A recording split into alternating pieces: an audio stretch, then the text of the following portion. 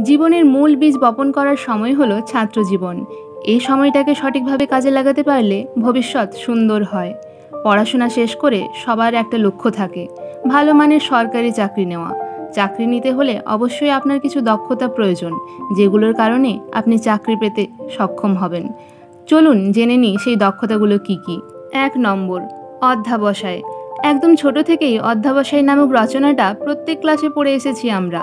ছাত্র জীবনে সফল হতে গেলে প্রথম হাতিয়ার এই অধ্যাবসায়ই। নিজের ছাত্র জীবনকে যদি সুপ্রতিষ্ঠিত করার ইচ্ছা থাকে, তাহলে অধ্যাবসায়ের কোনো বিকল্প নেই। অধ্যাবসায় একজন সাধারণ মানুষকে অসাধারণ করে তুলতে পারে। 2 নম্বর, পরিশ্রম। পরিশ্রম এমন একটি জিনিস যা কোনো ব্যক্তিকে সামান্যতম সময়ের মধ্যে সফলতার শীর্ষে নিয়ে যায়। পরিশ্রম করার অন্যতম সময় হলো ছাত্র জীবন। এমন কোনো ব্যক্তি নেই যিনি পরিশ্রম করেছেন অথচ জীবনে সফল হননি। পরিশ্রমই সফলতার মূল চাবিকাঠি। কঠোর পরিশ্রম করতে পারলে কঠিন বিষয়গুলোকে সহজে রূপান্তরিত করা সম্ভব, যার ফল পাওয়া যায় ছাত্র জীবনেই। 3 নম্বর, নিজের কাজটুকু সঠিকভাবে করা। ছাত্র জীবন থেকেই যদি আমরা সঠিকভাবে নিজের কাজটুকু সম্পন্ন করতে পারি, তাহলে তো জীবনে সফল হতে বাধা নেই। যদি একটা বই পড়ি তো ভালো করে পড়ব, পড়ার টেবিল গোছালে সুন্দর করে গোছাবো, একটা ফুল গাছে জল দিলে সেটাও সুন্দরভাবে দেব। মূলত সঠিকভাবে সব কাজ করতে পারলে ছাত্র জীবনের সময় থেকেই জীবন একটু একটু করে গোছালো হয়ে যায়। তখন আপনা আপনি সব কাজ সুন্দরভাবে করা হয়ে যায়। আর ছাত্র জীবনে সফল হতে গেলে এই বিষয়টা খুবই গুরুত্বপূর্ণ। 4 নম্বর, চেষ্টা। পরিশ্রম আর চেষ্টা এই দুটি শব্দ আসলে এক নয়। ছাত্র জীবন থেকেই নিজের জীবনের লক্ষ্য নিয়ে চেষ্টা করে যেতে হবে। যে দিকটার দিকে আপনার ইচ্ছাশক্তি প্রকাশ করছে, কেবল সেদিকেই সর্বোচ্চ চেষ্টা করতে হবে।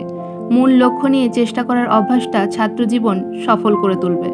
5 নম্বর, দক্ষতা যাচাই। একটি নির্দিষ্ট কাজের দিকে ফোকাস করার পরও তা করা সম্ভব হয়নি, তাহলে কি এখানেই ছাত্র জীবনে ইতি টানতে হবে? নিজের মেধাকে কাজে লাগিয়ে দক্ষতার সাথে সব সময় এগিয়ে যেতে হবে।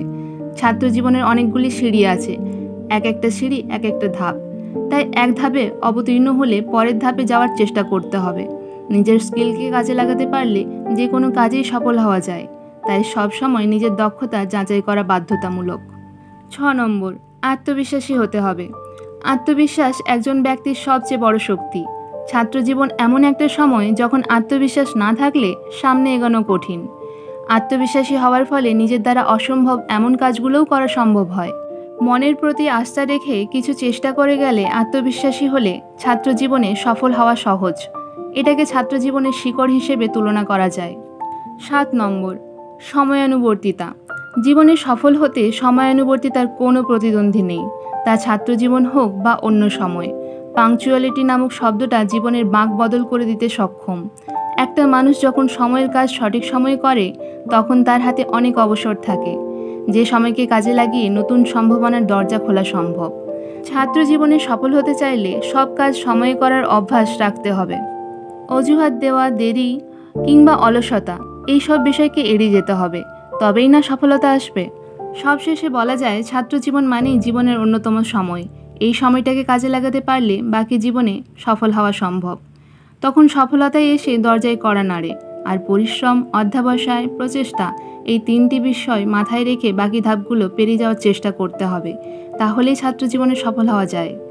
ভিডিওটি ভালো লেগে থাকলে অবশ্যই লাইক, শেয়ার এবং সাবস্ক্রাইব করে দিও। আরও নতুন নতুন ভিডিও আসতে চলেছে আপনাদের জন্য।